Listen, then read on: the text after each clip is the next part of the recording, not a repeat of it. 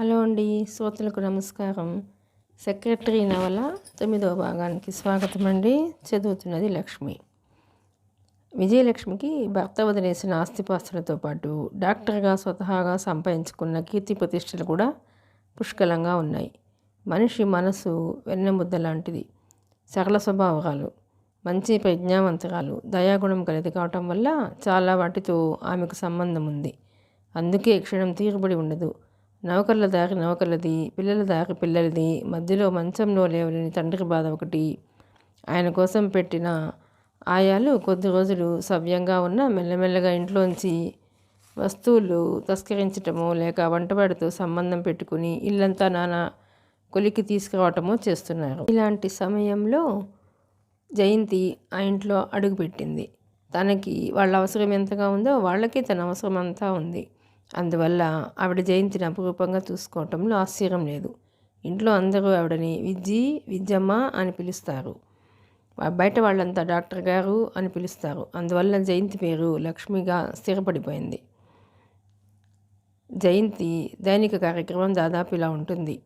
ఉదయం లేవగానే అందరికీ కాఫీ, టిఫిన్స్ అమిరాయో లేదో చూడడం, పిల్లలిద్దరినీ స్నానం చేయించి బట్టలు వేసి స్కూల్కి వేళకు పంపించటం, అది మొదలు. తర్వాత ముసలాయనికి నౌకర్ సాయంతో స్నానం అది చేయించి బట్టలు మార్పించాలి. ఈ లోపల విజయలక్ష్మికి ఫోన్ కాల్స్ వస్తే తీసుకొని వాటికి తగు విధంగా సమాధానాలు ఇచ్చి అవి జాగ్రత్తగా గుర్తుంచుకొని ఇంటికి రాగానే చెప్పాలి.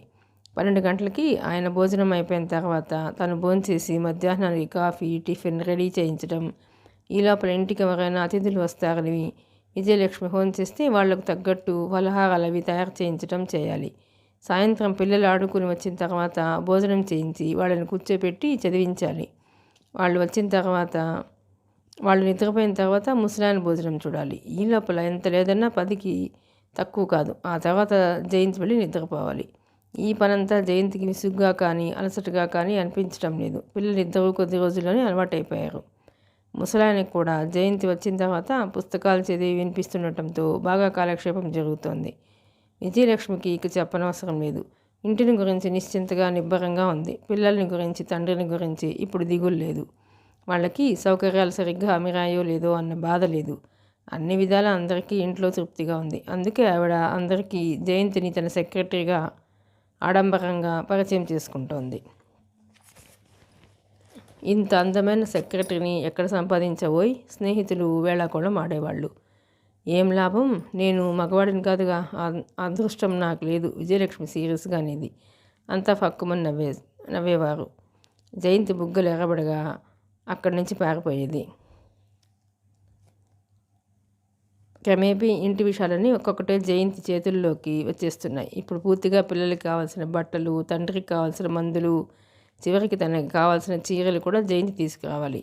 ఈ ఇంట్లో అధికారం తన చేతుల్లోకి వదిలే ముందు దానితో పాటు వాళ్ళ ఆప్యాయత కూడా ఇస్తున్నారని గుర్తించిన జయంతికి బాధ కలిగించకపోగా ఓ వ్యక్తిత్వం లభించినందుకు ఆనందం కలగసాగింది. ఎప్పుడైనా ఒక్కసారి విజయలక్ష్మి హాస్పిటల్ నుంచి రావటం పొద్దుపోతే జయంతి మేలుకుని ఎదురు చూస్తుండేది. అందరూ పడుకున్నా నువ్వెందుకు నిద్రపోలేదు? ఇలా మేలుకుంటే నీ ఆరోగ్యం చెడిపోదు, నాకంటే అలవాటు అంటూ మందలించేది. నేను కూడా పడుకుంటే మీకు కాఫీ ఎవరిస్తారు అనేది జయంతి.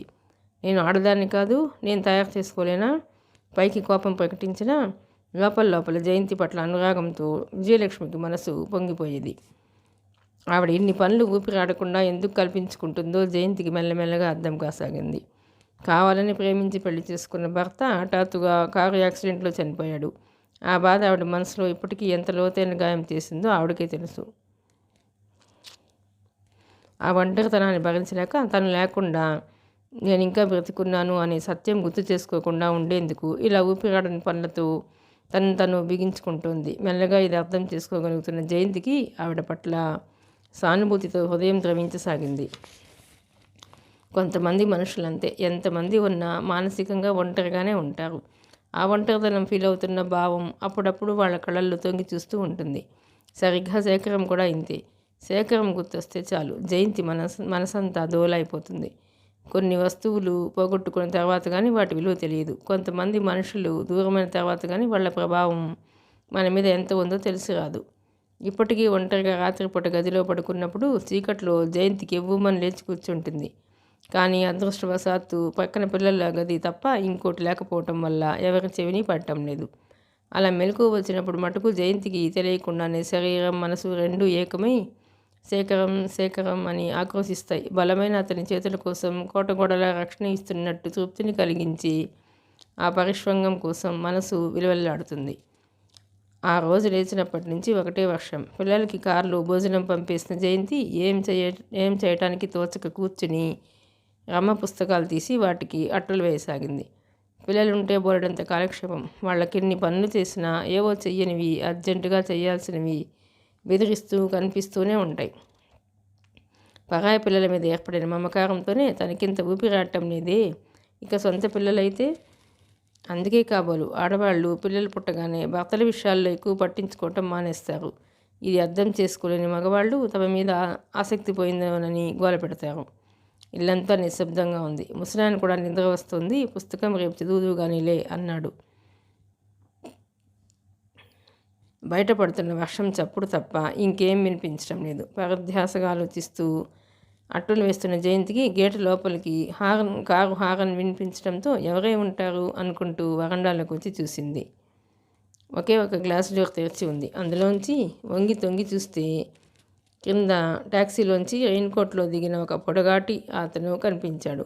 అతని మొహం సరిగ్గా కనిపించడం లేదు. చెట్ల తీగలు అడ్డొచ్చాయి. ట్యాక్సీ అతనికి ఏదో చెప్పి తల వంచుకొని గబగబా వరండాలోకి వచ్చాడు. ఎవరో ఆవిడని కలవడానికి వచ్చి ఉంటాడు అనుకుంటూ జయంతి మళ్ళీ వచ్చి పుస్తకాల దగ్గరికి వచ్చింది. అట్టలు వేయడం కూడా అయిపోవచ్చింది. ఇంకో 2 పుస్తకాలు ఉన్నాయి. ఏ పనైనా సరే మనం కావాలని కాలక్షేపానికి కూర్చుంటే అది ఇట్టే అయిపోతుంది. ఇది పూర్తి చేసిన తర్వాత పిల్లలు వచ్చేదాకా ఏం చేయాలి ఆమె ఆలోచిస్తుండగా ఇంతలో నౌకరు వచ్చి ఎవరో వచ్చారు అన్నాడు. డాక్టర్ గారు లేరు, ఇప్పుడు రారని చెప్పు. ఆయన మిమ్మల్నే కావాలంటున్నారు. నన్న తెల్లబోతూ అడిగింది. అవును, లక్ష్మి ఉందా అని అడిగారు. నీకు బుద్ధి లేదు, సరిగా విని ఉండవు. నా కోసం ఎవరు వస్తారు? జయంతి పుస్తకాలు చేత్తూ అలాగే పట్టుకుని క్రిందకి వచ్చింది. అక్కడ మెట్లు దిగుతుంటే సగంలో నుంచే క్రింది హాలు కనిపిస్తుంది. వచ్చిన వ్యక్తి రెయిన్ కోట్ విప్పేసి ప్యాంటు జేబులో చేతులు పెట్టుకుని నిలబడి బయట వైపు పరిశీలనగా చూస్తున్నాడు. అతను కొద్దిగా అటు తిరిగి ఉండటం వల్ల వెనుక నుంచి వస్తున్న జయంతిని చూడలేదు. జయంతికి క్షణంసేపు తన కళ్ళు తనను మోసం చేస్తున్నాయేమోనన్న భ్రమ కలిగింది. అదే జుట్టు, అలా చేతులు ప్యాంటు జేబులో పెట్టుకుని అదే భంగిమలో నిలబడటం ఎవరు మతిపోయినట్టు అనిపించిన జయంతికి గది, అందులో సామాను అంతా గిరగిరా తిరుగుతున్నట్టు అనిపించింది. అనుకోకుండా చేతిలో పుస్తకం జారి క్రింద మెట్ల మీద నుండి దొర్లిపోయింది. అతను హఠాత్తుగా శబ్దం వినిపించడంతో గిరుక్కున వెనక్కి తిరిగాడు. అప్పటికే ఆమె వెనక్కు తిరిగి పైకి పారిపోయింది. పారిపోతున్న జయంతి చీరకొంగు పాదాల చివర్లు తప్ప అతనికి ఆ మనిషి ఎవరో కనిపించలేదు. గదిలోకి వచ్చి తలుపులు మూసుకున్న జయంతికి అంత వానలోనూ మొహం నిండా చెమటలు పట్టాయి. శేఖరం ఇక్కడికి ఎలా వచ్చాడు? తన పేరు లక్ష్మి అని ఎలా తెలిసింది? భగవాన్, ఇప్పుడు ఏం చేయాలి తను? అప్పుడు ఉత్తరం రాస్తే కనీసం సమాధానమైనా ఇవ్వని మనిషి ఇప్పుడు ఎందుకు ఇలా హఠాత్తుగా కనిపించటం? తనకి కలిగిన ఈ మనశ్శాంతిని నాశనం చేయాలని కాకపోతే?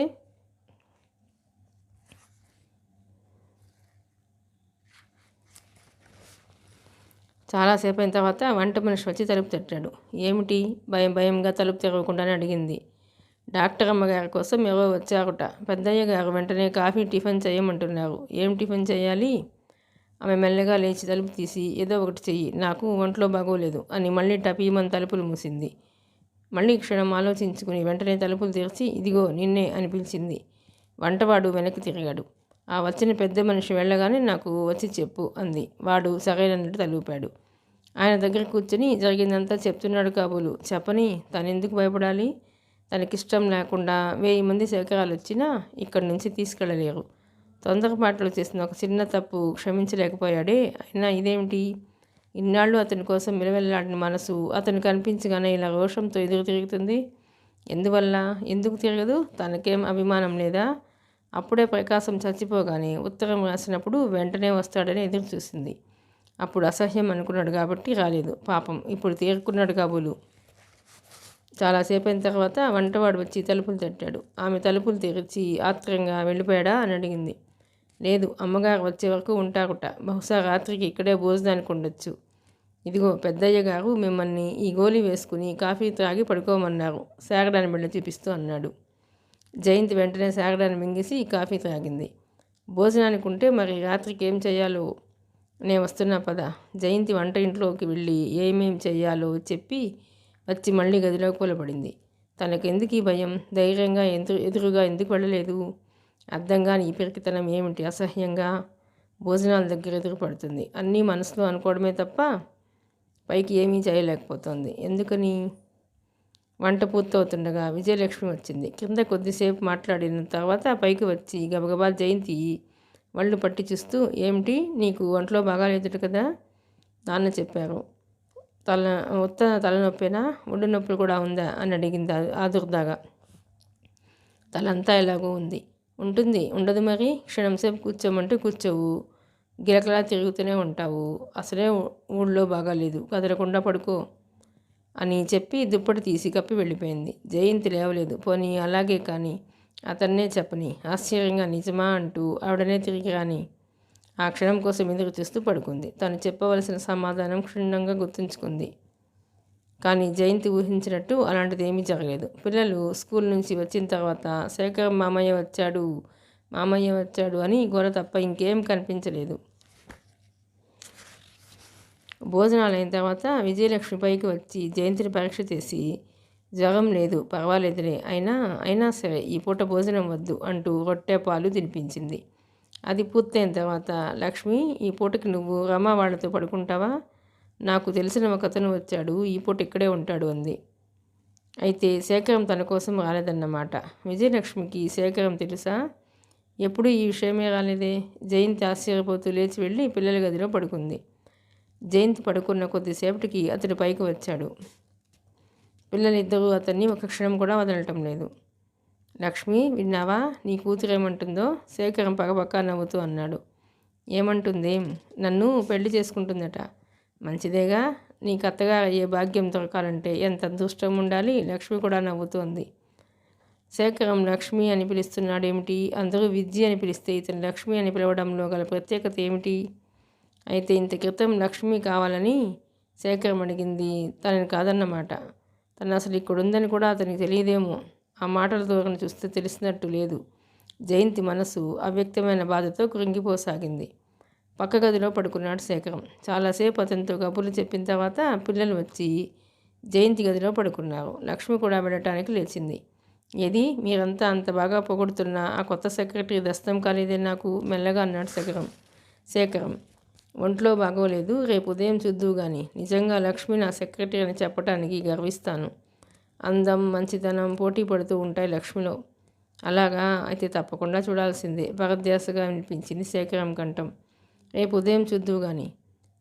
బై లక్ష్మి, రేపు ఉదయమే నేను వెళ్ళిపోతాను. నువ్వు మళ్ళీ కనిపించవనుకుంటాను. హాస్పిటల్లో ఓ కేసు ఉంది. దానికేమీ కాంప్లికేషన్ రాకుండా ఉండి అర్ధరాత్రి కూడా నన్ను వాళ్ళు లేపకపోతే. ఆల్ రైట్, అయితే ఇప్పుడే గుడ్ బై చెప్తాను అన్నాడు శేఖరం. ఓకే, మళ్ళీ ఎప్పుడు వస్తావు? చెప్పలేను. ఇలాగే ఏదైనా పని తగిలితే సరి. నిద్ర వస్తోంది నాకు. శేఖరం తలుపులు వేసుకుని చప్పుడు వినిపించింది. లక్ష్మి కిందికి వెళ్ళబోయే ముందు జయంతి గదిలోకి ఒకసారి వచ్చింది. గోడ వైపు తిరిగి ఉన్న జయంతి నిద్రపోతుందనుకుని నిశ్శబ్దంగా తలుపులు దగ్గరేసి వెళ్ళిపోయింది. అంతసేపు జరిగిన వాళ్ళ సంభాషణలో తన ప్రసంగం చూచాగా కూడా రాకపోవటం చూసి జయంతికి నిరాశతో, కోపంతో మనసు విలువలాడసాగింది. అతనెంత మామూలుగా ఉన్నాడు. ఇలాంటి వ్యక్తి కోసమే అతనెంతో గొప్పగా ఊహించుకొని ఆలోచించేది. ఇన్ని రాత్రులు తను పడుకునే ప్రక్క మీద పడుకున్నాడు. ఇప్పుడు అతని తల అంచుకొని దిండులోకి మొహం దించుకొని అతని కోసం ఎన్నిసార్లు ఆలోచించిందో. కళ్ళంబడి నీళ్లు పెట్టుకుందో అతనికి ఎలా తెలుస్తుంది? జయంతికి ఎప్పటికో తెల్లవారుజాముకి నిద్ర పట్టింది. మళ్ళీ మెలకు వచ్చేసరికి 8:30 దాటిపోయింది. పిల్లలు స్కూల్కి తయారవుతున్నారు. విజయలక్ష్మి రాత్రి హాస్పిటల్కి వెళ్ళిపోయింది. జయంతి లేచి యువతలకు వచ్చేసరికి రాత్రి శేఖరం పడుకున్న గది తలుపులు ఎప్పటిలా తెరిచి ఉన్నాయి. అతను వెళ్ళి అప్పటికే గంట అయింది. జయంతి నీరసంతో మంచం మీద కొలబడింది.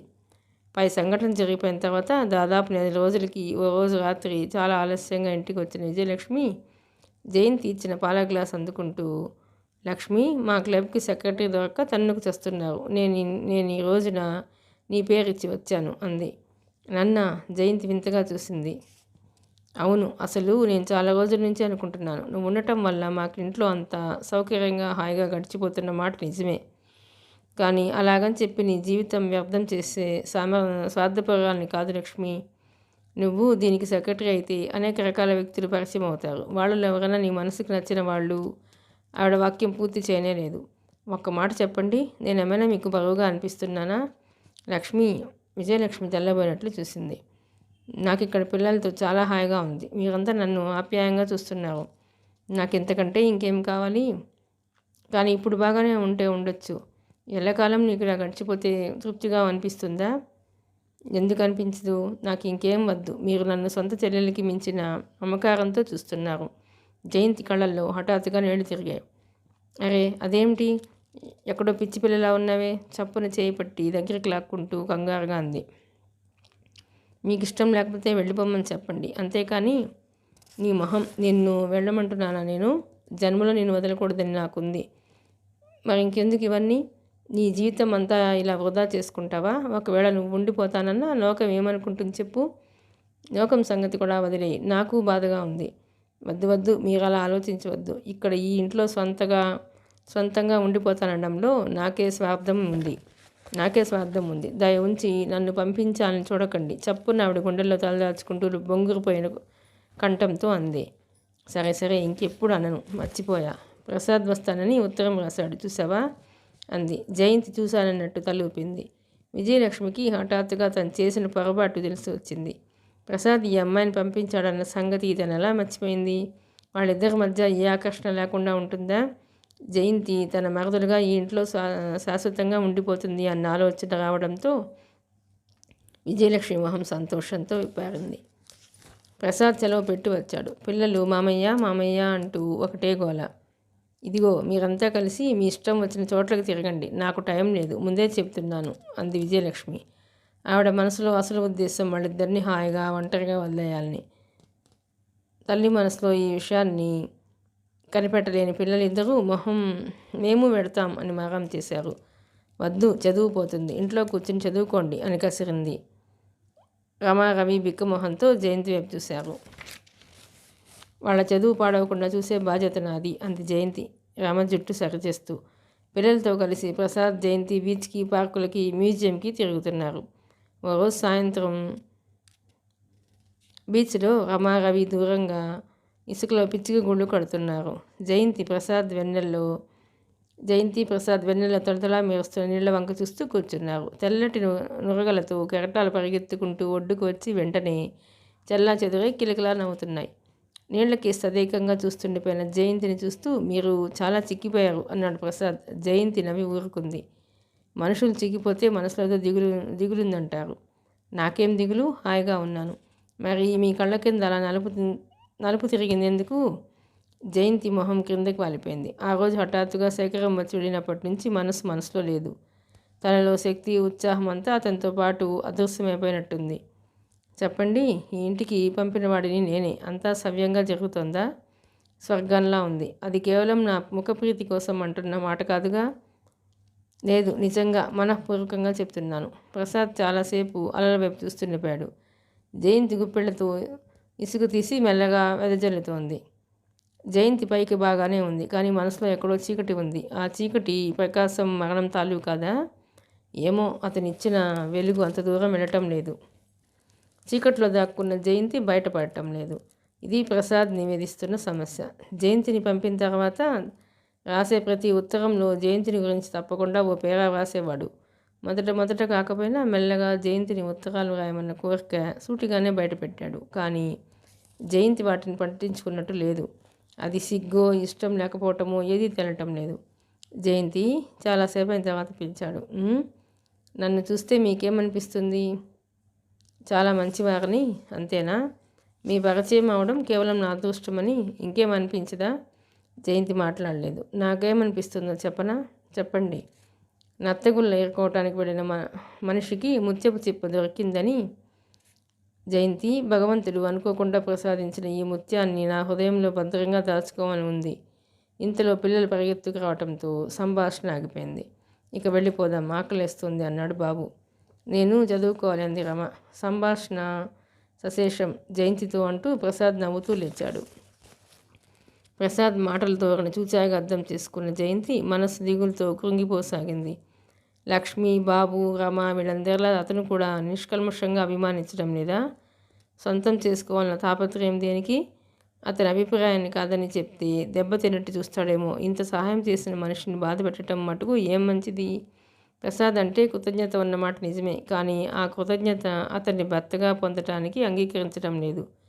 ఈ జన్మలో మళ్ళీ శేఖరం కనిపించడు. ఆ మాట వాస్తవమే, కానీ అతనంటే ఎంత కోపం ఉండని, ఎంత అసహ్యం ఉండని తనలో స్త్రీ సహజమైన అనుభూతులు రేకెత్తిచ్చింది అతను.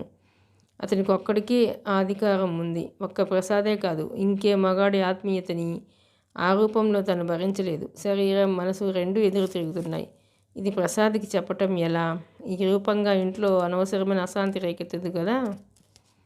కారు ఇంటి ముందుకు వచ్చి ఆగటంతో జయంతి ఆలోచనలు కూడా ఆగిపోయినాయి. పిల్లలిద్దరూ దిగి ముందుగా లోపలికి పరిగెత్తారు. లోపల విజయలక్ష్మి ఎవరితోనో మాట్లాడుతోంది. పిల్లల్ని చూడగానే అదిగో వీళ్ళు వచ్చేసావు రమ, మామయ్య ఏడి అంది. అడుగో వస్తున్నాడు అంది రమ. ప్రసాద్ చూడు నీకోసం ఎవరు వచ్చారో. ఎవరు అంటూ గబగబా లోపల అడుగుపెట్టిన Prasad, hello Shekharam, what a surprise అన్నాడు హుషారుగా. ఎప్పుడు రావటం? ప్రసాద్ కంఠం వినిపించింది. ఇంత క్రితమే వచ్చాను. సందేహం లేదు శేఖరమే. జయంతి లోపలికి వెళ్ళడమా మానడమా ఏదీ నిర్ణయించుకోలేకపోతోంది. ఇంతలో విజయలక్ష్మి, లక్ష్మి ఎదిరా అని అడిగింది తమ్ముణ్ణి. వస్తోంది అదిగో గుమ్మం దగ్గర అన్నాడు ప్రసాద్. శేఖరం, నా సెక్రటరీ నువ్వు క్రిందటిసారి కూడా చూడలేదు కదూ? కుతూహలంగా లేచి ఇటువైపు తిరిగి నవ్వబోయిన శేఖరం పెదవులు ఆగిపోయినాయి.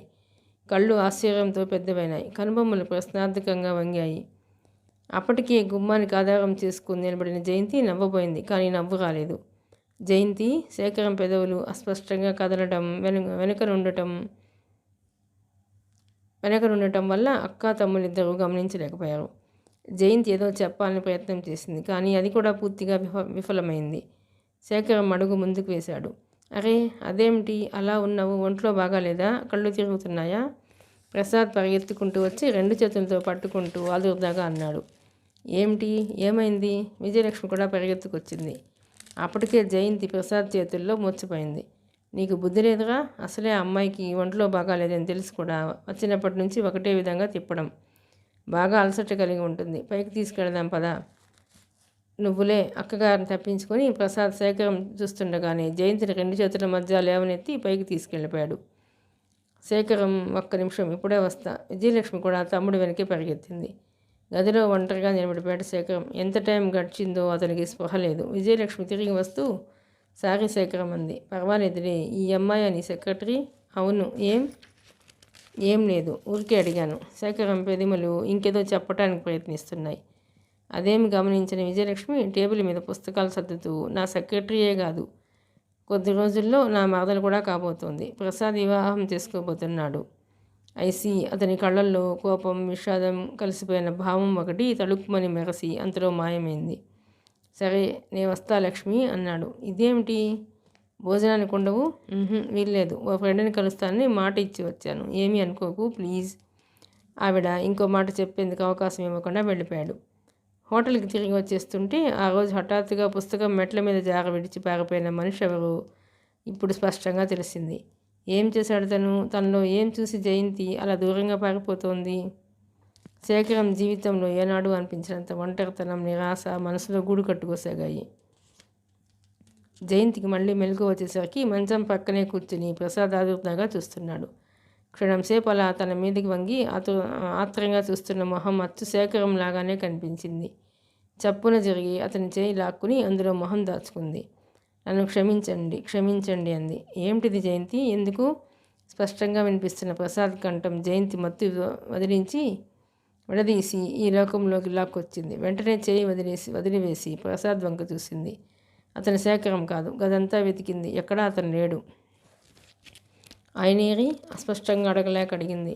ఎవరు? శేఖరం సంగతి నువ్వు అడిగేది? ప్రసాద్ కుతూహలంగా ప్రశ్నించాడు. జయంతి అవునన్నట్లు తలచూసింది. అతను అప్పుడే వెళ్ళిపోయారా? అవును. ఏం? అతను నీకు తెలుసా? అనుమానంగా అడిగాడు. జయంతి చూపులు నీరసంగా తెలుసు అన్నట్టు సూచించాయి. ప్రసాద్కి సంగతి ఏమిటో క్షణంలో బోధపడింది. జయంతి మూర్చిపోవడానికి కారణం కూడా తెల్లమైంది.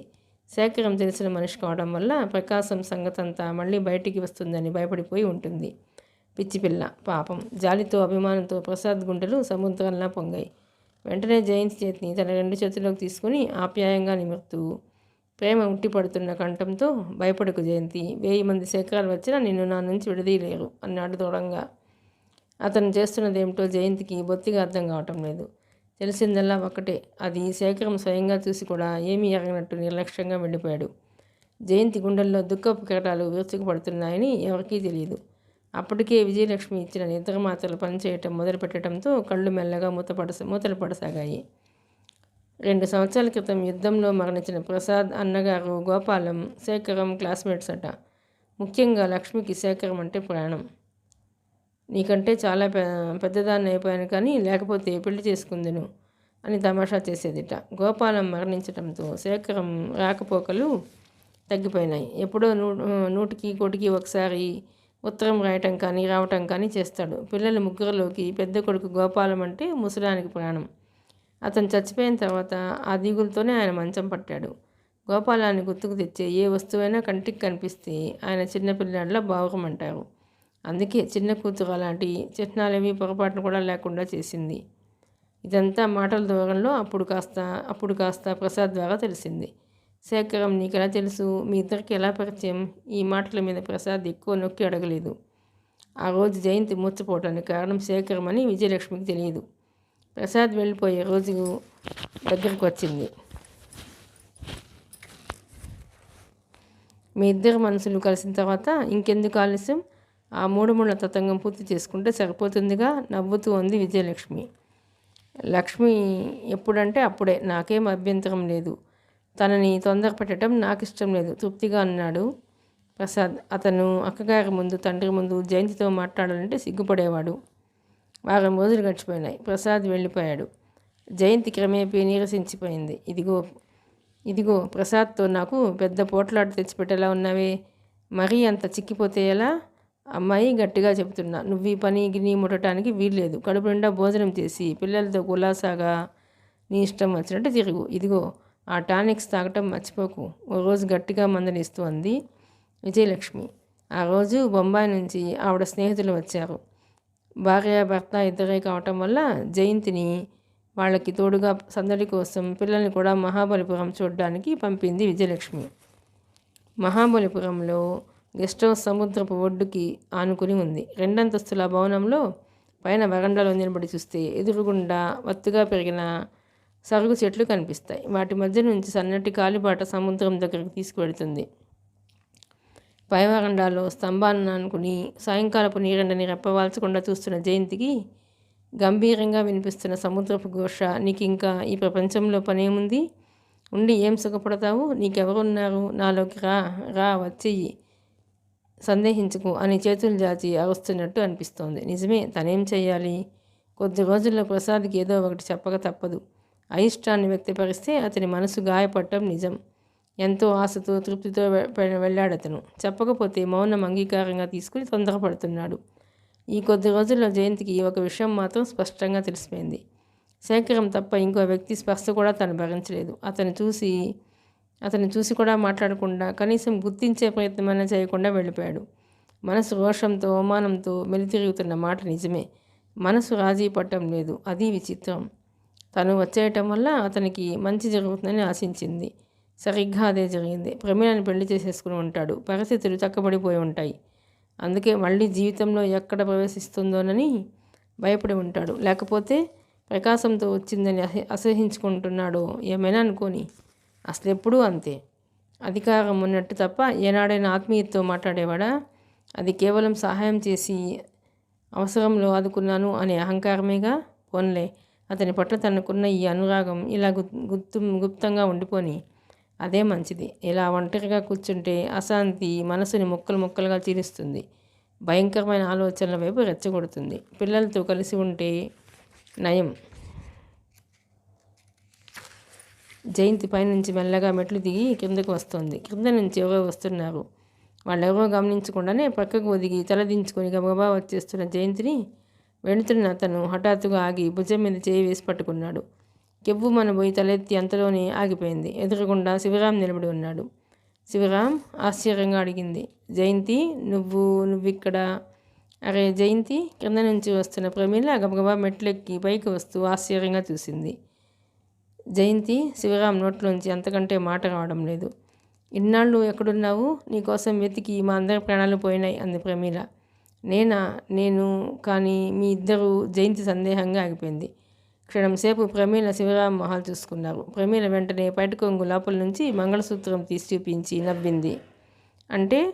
అయ్యో రామా, ఇంకా అర్థం కాలేదా? ఇద్దరం పెళ్లి చేసుకున్నాం. తిరుపతి వచ్చి దేవుడి దర్శనం చేసుకుని ఇక్కడికి వచ్చాం. కళ్ళు అపూర్వమైన కాంతితో మెరుస్తుండగా అంది ప్రమీల. కానీ ఇదేమిటి? శివరాం జయంతి నమ్మలేనట్టు ఇద్దరి వైపు చూడసాగింది. ప్రమీల జయంతిని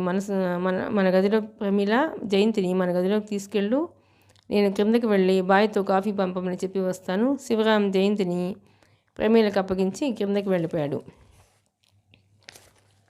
నిన్ను చూసిన ఆశ్చర్యాన్ని నుంచి తీరుకోవాలంటే నేను డబుల్ స్ట్రాంగ్ కాఫీ 2 కప్పులు తాగాలి.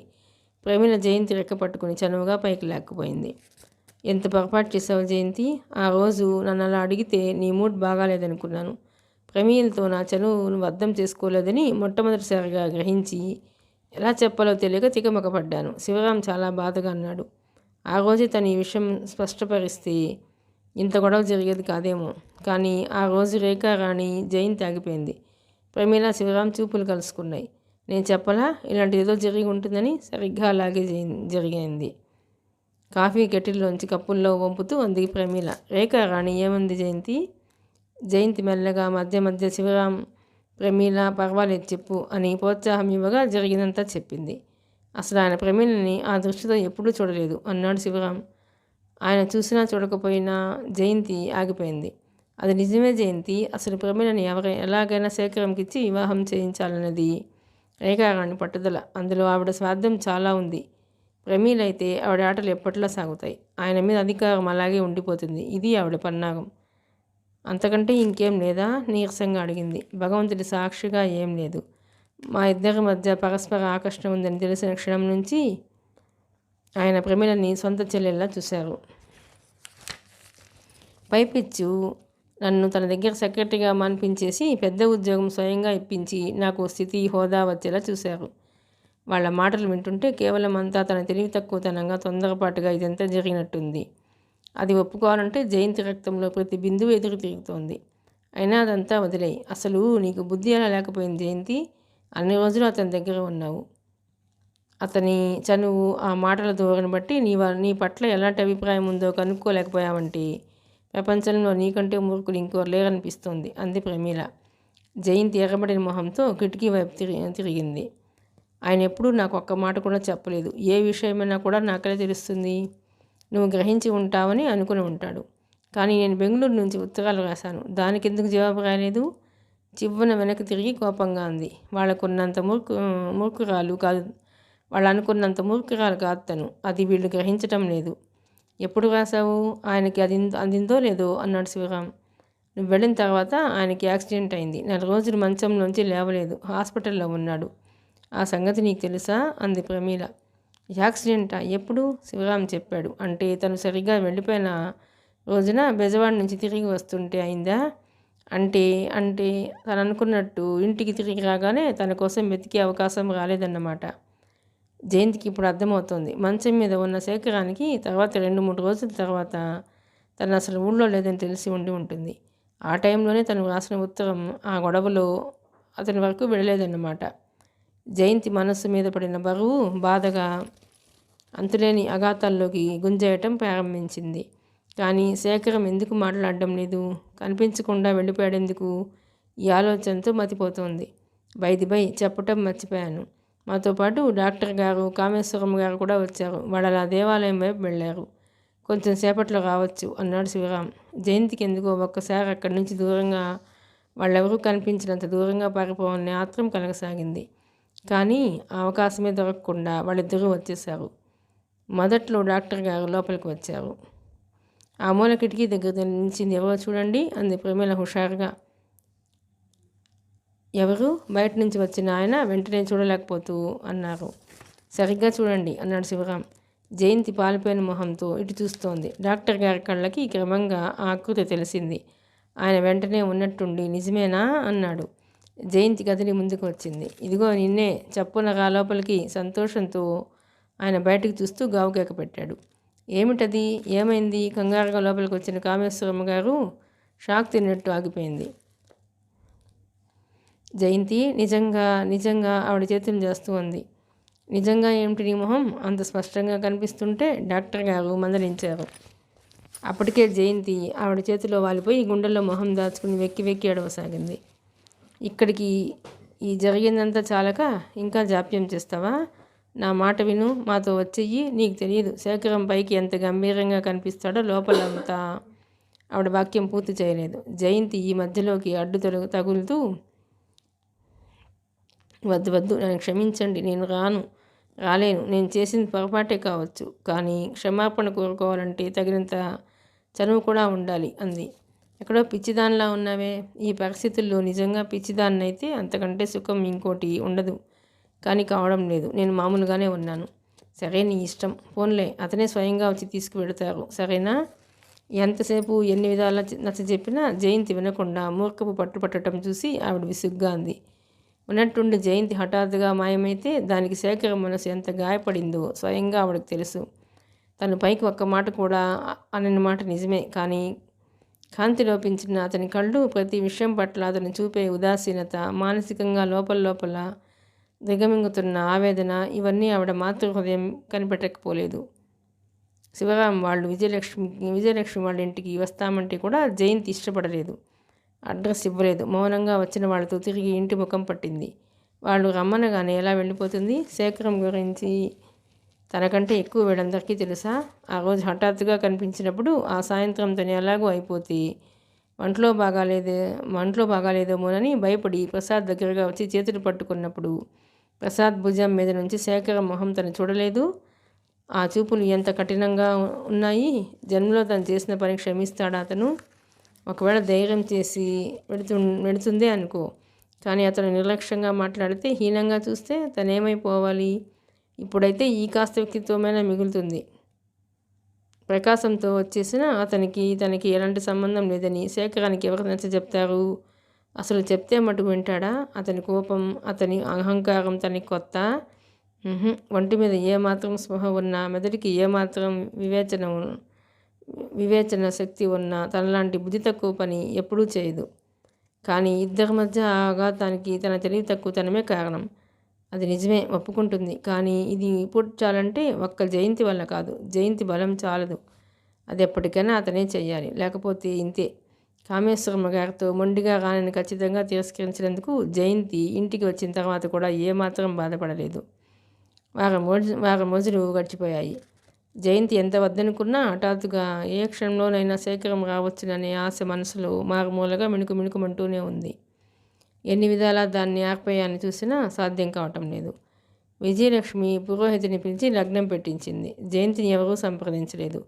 ఈ పెళ్లి నాకు ఇష్టం లేదు, వద్దు అని జయంతి బయటపడనూ లేదు. పెళ్లి సరిగ్గా 20 రోజులుంది. పెళ్లి శుభలేఖలు అచ్చయినాయి. పనులు చురుగ్గా ఆర్భాటంగా పెద్ద ఎత్తున ఏర్పాటు చేయిస్తోంది. సాధ్యమైనంత వరకు వారం రోజులు ముందుగానే వస్తానని, సెలవు కోసం ప్రయత్నం చేస్తున్నానని ప్రసాద్ ఉత్తరం రాశాడు. అన్నీ సవ్యంగా చకచకా జరిగిపోతున్నాయి. రోజులు గిర్రున తిరిగి వస్తున్నాయి. పెళ్లి 10 రోజుల్లోకి వచ్చేసింది. ప్రసాద్ ఎల్లుండి వస్తున్నానని తెలియజేశాడు. ఓ రోజు మధ్యాహ్నం విజయలక్ష్మి జయంతిని వెంట పెట్టుకుని చీరల కోసం షాప్కి వెళ్ళింది. చూడు రంగులు నీకేవి ఇష్టమో చూసుకోండి. నాకు తెలియదు, మీరే చూడండి. నాకేదైనా బాగానే ఉంటుంది, పరధ్యాసగా అంది జయంతి. కొన్ని రాత్రులుగా తనకు అసలు నిద్ర అనేది కానీ, మనసుకి విశ్రాంతి అనేది కానీ లేదు. ఊరికే అలసట అనిపిస్తోంది. ముభావంగా ఉంటే ఆవిడ ఏమనుకుంటుందోనని లేచి హుషారు తెచ్చిపెట్టుకుని బలవంతంగా తిరుగుతోంది. షాప్ అతను రకరకాల చీరలు తెచ్చి ముందు పడేశాడు. ఇవిగో, ఇవి బాగుంటాయి, ఇవి లేటెస్ట్ ఫ్యాషన్, ఈ రంగులు ఆవిడకి అద్భుతంగా ఉంటాయి అంటూ వసిపెట్టలా ఒకటే వాగుతున్నాడు. ఇదిగో చూడండి, ఎంత మంచి రంగో, కలర్ గ్యారంటీ. లేత నీలం రంగు చీరకి ముదురు నీలంలో హంసల బాగా అంచున్న చీర చూస్తూ అన్నాడు. జయంతి ఉలిక్కిపడింది. అది ఆ రోజు ప్రమీల పుట్టినరోజుకి శేఖరం తెచ్చి బలవంతంగా కట్టుకుంటేనే కానీ వీల్లేదన్న చీర. నీ కళ్ళకి నా మీద కోపంతో పొగలు అడ్డు వచ్చాయి కానీ చూడు ఈ చీరలో ఎంత బాగున్నావో. నడుం దగ్గర పడిన ముడతను సరిచేసి భుజాలు పట్టి తన వైపు తిప్పుకుంటూ అన్నాడు శేఖరం. ఆ రోజులు ఏమైపోయాయి? అతని మనసులో అధికారం ఎలా పోయింది? చూడు ఈ అంచు చాలా బాగుంది, తీసుకుంటావా? విజయలక్ష్మి చీరను చేతిలోకి తీసుకుని చూస్తూ అడిగింది. వద్దు వద్దు, నాకు ఆ రంగు బాగాలేదు, అసహ్యంగా ఉంది వెంటనే అంది జయంతి. షాపువాడు వింతగా చూశాడు. అతని చూపులు బొత్తిగా ఫ్యాషన్ తెలియదు, ఎక్కడ అడవి సరుకురా బాబు అన్నట్టున్నాయి. సరే మీరు చూసి సెలెక్ట్ చేసుకోండి. షాపులోకి ఇంకో కస్టమర్ రావడంతో అక్కడి నుంచి వెళ్ళిపోయాడు. నువ్వు చూసుకో మరి అంది విజయలక్ష్మి. అదిగో ఆ నీలం చీర ఇటు చూపించు. అప్పుడే షాపులోకి వచ్చిన వాళ్ళలో ఒక ఆవిడ అడిగింది. జయంతి విజయలక్ష్మి ఇద్దరు వెనక్కి తిరిగి చూశారు. క్షణంసేపు జయంతి గుండెలు ఆగిపోయినాయి. వెంటనే మొహం ఇటు తిప్పేసుకుంది. ఆ నీలం చీర అడుగుతున్న ఆవిడ ఆ రోజు దానికి కోపం తెప్పించి శేఖరం చేత 800 చందా ఇచ్చేలా చేసిన సరస్వతి రామన్. జయంతి ఎంత త్వరగా మొహం తిప్పేసుకున్నా ఆ క్షణంలో సగంలోని ఆవిడ జయంతిని గుర్తుపట్టేసింది. వెంటనే మొహం చాటంతా చేసుకుని, అరే మిస్సెస్ శేఖరం, మీరు ఇక్కడున్నారే, మెడ్రాస్ ఎప్పుడొచ్చారు అంటూ గబగబా దగ్గరికి వచ్చింది.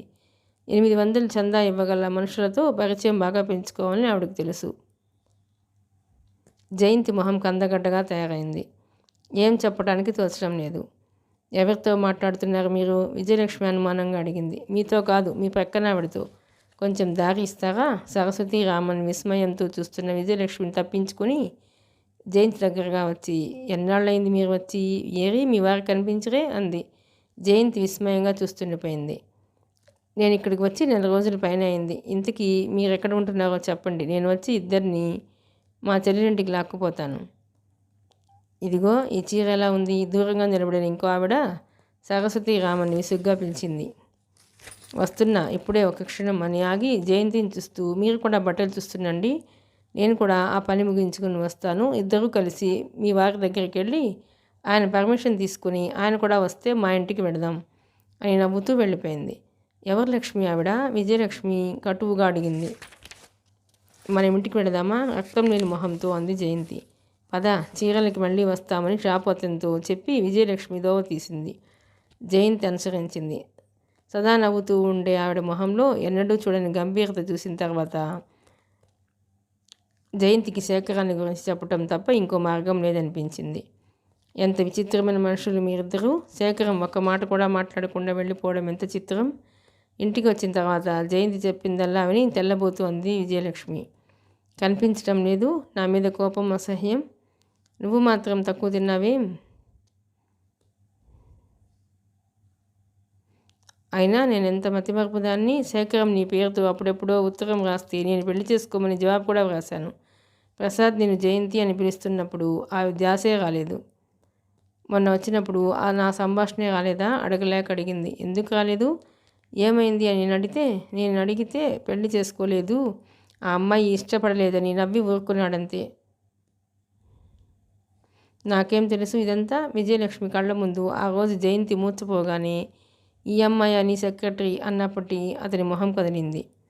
ఇప్పుడు నన్నేం చేయమంటారో చెప్పండి దీనంగా అడిగింది జయంతి. వెంటనే బట్టలు సర్దుకో, రైలు ఎక్కిస్తాను. రైలా? అవును, అసలు నేనే వచ్చి దించి శేఖరాన్ని మొహం మీద 4 అడగాలని ఉంది, కానీ నాకంత టైం లేదు. ఈ పెళ్ళి ఆగటానికి వీల్లేదు. ఈ లోపల పెళ్లికూతురిని చూడాలి నేను. జయంతి కిందికి చూస్తుండిపోయింది. ఏం ఇష్టం లేదా? వెళ్ళవా? ధైర్యం లేదు. ఏం పర్వాలేదు. ఒకవేళ అతను ఏదైనా అంటే అనుమానపూర్వకంగా మాట్లాడితే సరాసరి నా దగ్గరికి వచ్చేయి. ఈ ఇంటి తలుపులు నీకెప్పుడూ తెరిచే ఉంటాయి. కానీ ప్రసాద్ భార్యగా కాదు, నా సెక్రటరీగా అని నువ్వు గుర్తుంచుకోవాలి. వెళ్ళక తప్పదంటారా? నీరసంగా అడిగింది. తప్పదు. తప్పు చేసింది నువ్వు. తప్పు చేసినప్పుడు తెలుసుకొని క్షమాపణ కోరుకోవడానికి సిగ్గెందుకు? కానీ అతను క్షమించడు. నాకేం నమ్మకం లేదు. నాకు నమ్మకం ఉంది. నువ్వు వెళ్ళి ప్రయత్నం చెయ్యి దృఢంగా అంది విజయలక్ష్మి. జయంతి ఆ స్టేషన్లో దిగ్గానే ముందు సరాసరి కామేశ్వరమ్మ గారి దగ్గరికి కానీ సునంద వద్దకు కానీ వెళదామా అనుకుంది. వద్దు, ముందు అతని దగ్గరికి వెళ్ళడమే మంచిది. ఒకవేళ అతను ఏదైనా హీనంగా మాట్లాడితే సరాసరి ఎవరికీ తెలియకుండా తిరుగు రైలెక్కి విజయలక్ష్మి దగ్గరికి చేరుకోవచ్చు. ట్యాక్సీ ఇంటికి సమీపిస్తుంటే మనసంతా ఎలాగో అయిపోసాగింది. తను ఇంట్లోంచి వెళ్ళిపోయే ముందు మళ్ళీ ఇలా తిరిగి రావాల్సి వస్తుందని కల్లో కూడా అనుకోలేదు. ఇంటి ముందు ఆవరణలో శేఖరం కారు లేదు. జయంతి తేలిగ్గా ఊపిరి పీల్చింది. ఇది కొంత నయం. సరాసరి అతనికి గుమ్మంలో ఎదురవ్వకుండా. తలుపులు వేసి ఉన్నాయి. మెల్లగా వరండా మెట్లకి తలుపు తట్టింది.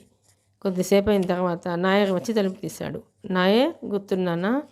భూతాన్ని చూసినట్టు నోరు తెరిచి చూస్తున్న నాయర్ని నవ్వు తెచ్చిపెట్టుకుంటూ అడిగింది. వాడు సమాధానం లేకుండా ఇంకా అలాగే చూస్తున్నాడు.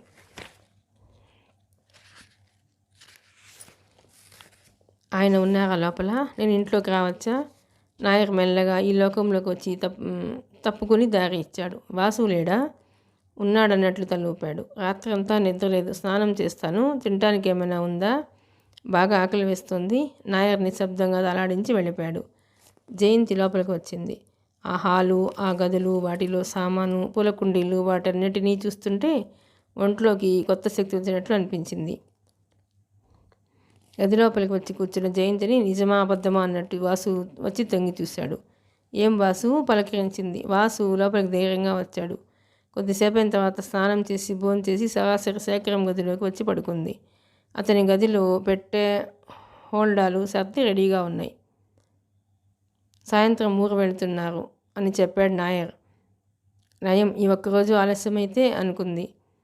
ఇలా ఈ ఇంట్లో మంచం మీద పడుకుంటే తృప్తిగా హాయిగా ఉంది. అర్ధరాత్రి కొత్త చోట తప్పిపోయి భయంతో తిరిగి తిరిగి అలసిపోయిన పసిపిల్లకి హఠాత్తుగా తన వాళ్ళు దొరికి తన ఇంట్లో ఉంటే ఎంత సంతోషం అనిపిస్తుందో అంత నిశ్చింతగా ఉంది. వరుసగా కొన్ని రాత్రులు కంటి మీద కొనుక్కొనేది ఎరుగని జయంతికి కాస్త నిశ్చింతగా అనిపించగానే నిద్ర ముంచుకొచ్చేసింది. చాలాసేపు అయిన తర్వాత ఉన్నట్టుండి మెలకు రావటంతో కళ్ళు తెరిచింది.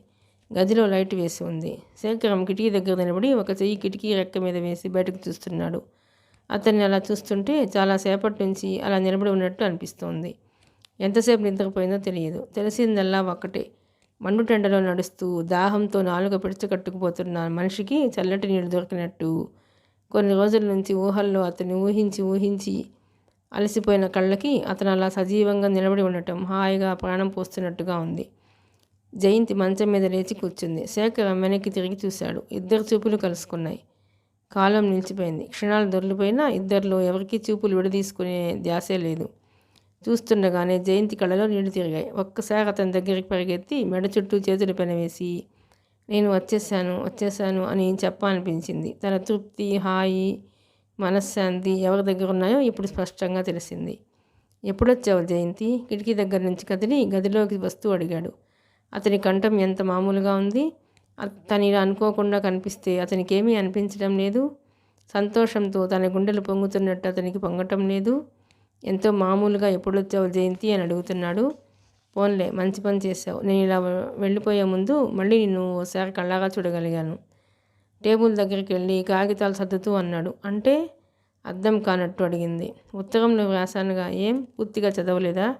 ఉత్తరమా? ఏం ఉత్తరం? శేఖరం చివ్వున వెనక్కి తిరిగి చూశాడు. నా ఉత్తరం చూడకపోతే నువ్విప్పుడు ఇక్కడెందుకున్నట్టు? జయంతి కళ్ళు పెద్దవి చేసుకొని చూడసాగింది. అతను మాట్లాడే ధోరణి, ఆ కళ్ళల్లో ఆ కోపం జయంతి మనసులో కలిగిన సంతోషాన్ని ఆవిరిలా మాయం చేశాయి. నిజంగా నాకు తెలియదు. నిన్నంతా విజయలక్ష్మికి చెప్పేశాను. నేను చేసిందంతా తప్పే, నాది పొరపాటే. ఇప్పుడు అవన్నీ నేను అడగలేదు. నువ్వు మాట్లాడవద్దు. మళ్ళీ వెనక్కి తిరిగి పుస్తకాలు సర్దుతూ అన్నాడు. అతని కంఠం ఆజ్ఞాపించినట్టుంది. మీరు అడగకపోయినా చెప్పాల్సిన బాధ్యత నాకుంది. ఆ రోజు అసలు మీరు నన్ను చూసి కూడా చూడనట్టు వెళ్ళకపోతే అంత క్రితం నన్ను చూడగానే నువ్వెందుకు పారిపోయావు? అంటే ఆ రోజు మీరు నన్ను చూశారన్నమాట. చూడలేదు. ప్రసాద్ చేతుల్లో మూర్చిపోయిన తర్వాత ఊహించాను. అంత భయపడాల్సిన అవసరం ఏమొచ్చింది? నువ్వంత పారిపోవాల్సిన భయంకరమైన పని నేనేం చేశాను? ఓ, మీరు నన్నేం చెప్పనివ్వరు కదూ? మంచం దిగి నిలబడుతూ అంది. చెప్పాల్సిన అవసరం నీకు లేదు. అంతకంటే వినాల్సిన అవసరం నాకేం లేదంటే సరిపోతుందిగా. శేఖరం మళ్ళీ వెనక్కి తిరిగి చూశాడు. అతని కళ్ళల్లో బాధ, కోపం అన్నీ కనిపిస్తున్నాయి. వెంటనే కుర్చీలో కూలబడుతూ, వద్దు జయంతి, వద్దు. ఎంతో ప్రయత్నం మీద ఒంట్లో ఉన్న శక్తినంతా కూడా తీసుకుని ఇప్పుడిప్పుడే కోలుకుంటున్నాను. వెళ్ళిపోయే ముందు కూడుకుంటున్న నా మనశ్శాంతిని మళ్ళీ ముక్కలు చేయకు. నాకు ఇక ఓపిక లేదు. భరించే శక్తి లేదు, నాకు చేత కాదు అన్నాడు. జయంతి దగ్గరగా వచ్చింది. అతను విని వినకపోని తను చెప్పి తీరాలి. చేసిన పొరపాటు తెలుసుకుని పశ్చాత్తాపడుతున్నట్టు తెలియజేయాలి. నా ఈ ఒక్క మాట వినండి. ప్రకాశంతో నేను వెళ్ళిన మాట నిజమే, కానీ నాకంతా తెలుసు. నువ్వేం చెప్పనవసరం లేదు. ప్రసాద్ అంతా చెప్పాడు. మొదటి ఇది చెప్పు. నువ్వు ఇలా రావడం ప్రసాద్కి తెలుసా? చెప్పి వచ్చావా? ప్రసాద్కి ఎందుకు చెప్పాలి? ఎందుకు చెప్పాలి? 4-5 రోజుల్లో కాబోయే భర్తకి ఎందుకు చెప్పాలా? ఇలాగే నువ్వు జీవితం అంతా సమస్యలమయం చేసుకుంటావు జయంతి. నీకేది చెప్పకపోయినా ఇది ఒక్కటి మాత్రం గట్టిగా చెప్తున్నా. ప్రసాద్ యోగ్యుడు. అతను భర్తగా లభించడం ఓ విధంగా నీ అదృష్టం. నీ చిన్నతనపు చేష్టలతో అతన్ని బాధ పెట్టడం, రెచ్చగొట్టడం మంచిది కాదు. మగవాడి మనసును ఎప్పటికీ అర్థం చేసుకుంటావో తెలియదు. దయ ఉంచి మీరు చెప్పబోయేదేమిటో కాస్త సూటిగా చెప్తారా? నీ కాబోయే భర్త మనసు నొప్పించుకు. అతను నాకు భర్త కావటం లేదు. అది మొదట మీరు గ్రహిస్తారా? అంటే నాకు అతన్ని చేసుకోవటం ఇష్టం లేదు. నీ ఉద్దేశం నాకు అర్థమైంది. నీకు ఇష్టం లేకుండా వాళ్ళు బలవంతంగా చేస్తున్నారని నాకు చెప్పాలని నీ ప్రయత్నం అయితే వృధా. అది నేను నమ్మను. వాళ్ళు అలాంటి వాళ్ళు కాదు. శేఖరం కళ్ళు కోపంతో అసహనంతో ప్రజ్వరిల్లాయి. అవును, అంతా మంచివాళ్లే. నేను ఒక్కదాన్ని చెడ్డదాన్ని, అబద్ధాలాడేదాన్ని నేనే. జయంతి, మీరెప్పుడూ ఇంతే. నా మనసులో మాట ఎప్పుడు చెప్పనిచ్చారు?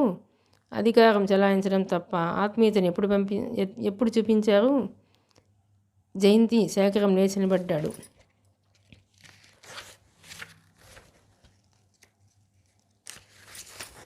మీరు కోపంగా జయంతి అని అరిస్తే నేనేం భయపడదలుచుకోలేదు. ఆ రోజు మీరు పెళ్లి అని చెప్పి బయటికి వెళ్ళగానే రేఖారాణి వచ్చి ఎన్ని ఉపన్యాసాలు ఇచ్చింది. అసలే మీరు అందరితో చనువుగా ఉంటారని అపార్థంలో ఉన్నాను నేను.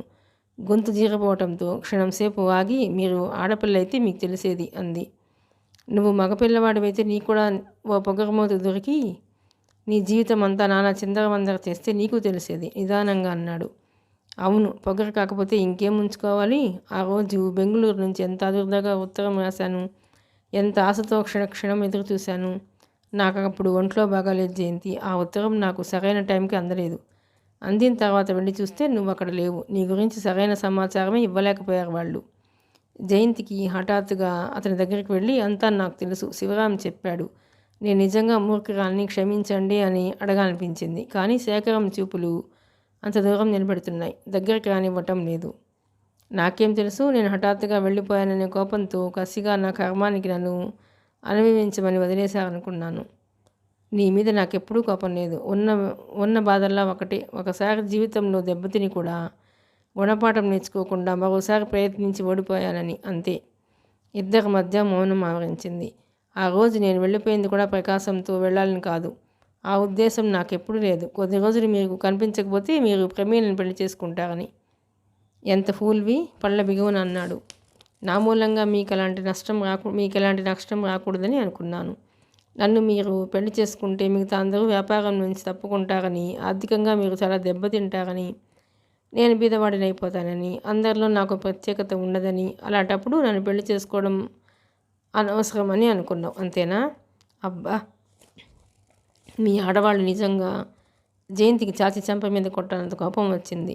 ప్రపంచంలో ఆడవాళ్ళందరూ ఒకే రకంగా ఉండరు. కొంతమంది పెళ్లి చేసుకున్నవాడు ఒకటి కటిక దరిద్రుడైనా సరే కంటికి రెప్పలా చూసుకుని తన ప్రేమతో స్వర్గం చూపించగలవాడైతే చాలు అనుకుంటారు. ఇంకా కొద్దిమంది డబ్బుంటే చాలు, మిగతా అన్నీ అనవసరం అనుకుంటారు. ఆ రోజు రేఖారాణి నేను మీ సర్వనాశనానికి కారణం కాబోతున్నాను బెదిరిస్తే నువ్వు నమ్మావు, అంతేనా? కోపంగా చూస్తూ అడిగాడు. నమ్మకేం చేయాలి? మీరెప్పుడైనా నాకు ఏదైనా చెప్పారా? కనీసం నా మీద చూపుతోంది కేవలం జాలో, లేక నీకు బుద్ధి లేదు? ఉంది కాబట్టే నాకు ఇంత సహాయం చేసిన మీకు సర్వనాశనం జరుగుతుందని భరించలేక భయంతో పారిపోయాను. అబద్ధాలు ఆడకు. నన్నెందుకు అడగలేదు? చటుక్కున జయంతి భుజం గుచ్చి పట్టుకుంటూ అడిగాడు. మీరు నాకు చనువు ఎక్కడిచ్చారు? రోషంగా అడిగింది. ఇవ్వలేదు. క్షణంసేపు శేఖరం జయంతి బాధతో కెవ్వు మనబోయేంత గట్టిగా భుజం గుచ్చినట్టు పట్టుకుని కళ్ళలోకి చూశాడు. ఇవ్వలేదు రెట్టించాడు. ఇవ్వలేదు, ఖచ్చితంగా వచ్చింది సమాధానం. ఉన్నట్టుండి ఆపుకోలేని కోపంతో విసురుగా తోసేశాడు. యథాలాపంగా జయంతి వెళ్ళి మంచం మీద పట్టంతో తల నుదుటికి కొట్టుకుంది. క్షణంసేపు గదిలో భయంకరమైన నిశ్శబ్దం ఏర్పడింది. అంతవరకు శక్తి అంతా ఉపయోగించి బిగపట్టుకుంటున్న జయంతికి ఏడుపు ఒక్కసారి ఉప్పెనలా పొంగింది. అనుకోకుండా తను చేసిన ఈ పనికి శేఖరం నిరత్తరుడైపోయాడు. జయంతి మొహం చేతుల్లో కప్పుకుంటూ, నాకు తెలుసు మీ కోపం, మీ నిర్లక్ష్యం. భగవాన్, అసలు నేనెందుకు వచ్చాను ఇక్కడికి? అస్పష్టంగా వెలువడుతున్న మాటల్ని ఏడుపు పూర్తిగా మింగేసింది. శేఖరం చాలాసేపు అలా హృదయ విదారకంగా ఏడుస్తున్న జయంతిని చూస్తూ నిలబడిపోయాడు. తర్వాత మెల్లగా దగ్గరికి వెళ్ళి, ఏది దెబ్బ తగిలిందా చూడని అన్నాడు. జయంతి మొహం తిప్పేసుకుంది. చూడని? వద్దు, చూడొద్దు. మీకంటే నాకు అసహ్యం. నన్ను ముట్టుకోవద్దు. శేఖరం మంచం మీద కూర్చున్నాడు. వద్దు, ఒట్టు, నేను చెప్తున్నా. జయంతి బలవంతంగా ఎంత పెనుగులాడినా లాభం లేకపోయింది. శేఖరం 2 చేతుల్లోకి జయంతి మొహం తీసుకుని చూశాడు. నుదుటి మీద బొప్పి కట్టింది. కొద్దిగా చిట్లి రక్తం కనిపిస్తోంది. నేను వెళ్ళిపోతా. ఎక్కడికి? ఎక్కడికైనా సరే, దిక్కులేని వాళ్ళు ఉండే చోటికి. పొగరు వీసమైనా తగ్గలేదు. జయంతి తడికళ్ళు రోషంతో కోపంతో మెరిశాయి. మీరంటే నాకు అసహ్యం. ఇంకా? జయంతి విసురుగా అతని చేతులు తోసేయబోయింది. నిజంగా నా ఉత్తరం అందలేదా? ఇప్పటికి 1,00,000 సార్లు చెప్పాను. ఇంకో 1,00,000 సార్లు చెప్తున్నాను. ఈ ఉత్తరం గిత్తరం నాకు తెలియదు. నా అంతటి నేనే వచ్చాను. ఎందుకు వచ్చావు? శేఖరం కళ్ళల్లో కఠినత్వం క్రమేపీ కరిగిపోతోంది. కనుబొమ్మల మధ్య ముడి విడిపోయింది. బుద్ధి లేక? నీ నోరెలా మూయించాలో నాకు తెలియదు. శేఖరం దగ్గరికి లాక్కుని తన పెదవులతో జయంతి నోరు మూసేశాడు. ఎంతసేపు అయిందో తెలియదు. జయంతికి స్పృహ వచ్చేసరికి తన చేతులు 2 అతని భుజాలను గట్టిగా పట్టుకుని ఉన్నాయి. శేఖరం కళ్ళు క్రమేపీ కాంతివంతమైనాయి. జయంతి భయంగా చూసింది. ఉన్నట్టుండి నవ్వాడతను. విస్మయంగా చూసింది జయంతి. నిజంగా నీ అంతటి నువ్వే వచ్చావా? భగవంతుడి సాక్షిగా. అతని కళ్ళలో లీలగా 1 సెకండ్ సేపు అనుమానం తాగట్లాడింది. వెంటనే కళ్ళు వింతగా మెరిశాయి. జయంతిని దగ్గరికి లాక్కుని గుండెలకు హత్తుకుంటూ, అదే నిజమైతే జయంతి, నాకు ఈ క్షణం శాశ్వతం కావాలనిపిస్తోంది. నాకు కూడా. మనిద్దరి మధ్య ఇంకెలాంటి అపార్థాలు రావన్నమాటేగా? నా వైపు నుంచి కల్లో కూడా రావు. నన్ను ఇంత బాధ పెట్టావు. నేనేమని పిలవాలి? రాక్షసి అనా, దయ్యమనా, లేక భూతమనా, ఒట్టి జయ అని. ఆ రోజు ప్రసాద్ నిన్ను ఇలా చేతులతో పైకి తీసుకుపోతుంటే అబ్బా, నేను ఎంత నరకం చూశానో తెలుసా? నేను మాత్రం తక్కువ చూశానా? అంటున్న జయంతి హఠాత్తుగా అతని చేతుల్లో మరింత ఒదిగిపోతూ గుండెలకు అంటుకుపోయి, పసిపిల్లల ఎప్పుడూ ఒంటరిగా వదిలేయొద్దు. భయంకరమైన ఆలోచనలు నన్ను పిచ్చిదాన్ని చేస్తాయి అంది. అలాంటి భయం ఇంకెప్పుడూ వద్దు. నీ నీడలా వెంటే ఉంచుకుంటాను. నా నీడలా వెంటే ఉంచుకుంటాను చెక్కిళ్ళు నిమురుతూ అన్నాడు. చాలాసేపు ఇద్దరు అలాగే కూర్చుండిపోయారు. ఉండు, ఇప్పుడే వస్తాను ఉన్నట్టుండి లేవబోయాడు. ఎందుకు? ఎక్కడికి? లక్ష్మికి నువ్వు క్షేమంగా చేరావని టెలిగ్రామ్ ఇవ్వద్దు. నాయర్ని పిలిచి చెప్పండి. అతని లేవనీయకుండా ఒళ్ళో తలదాచుకుంటూ అంది. మిగతా కథ 10వ భాగంలోనండి.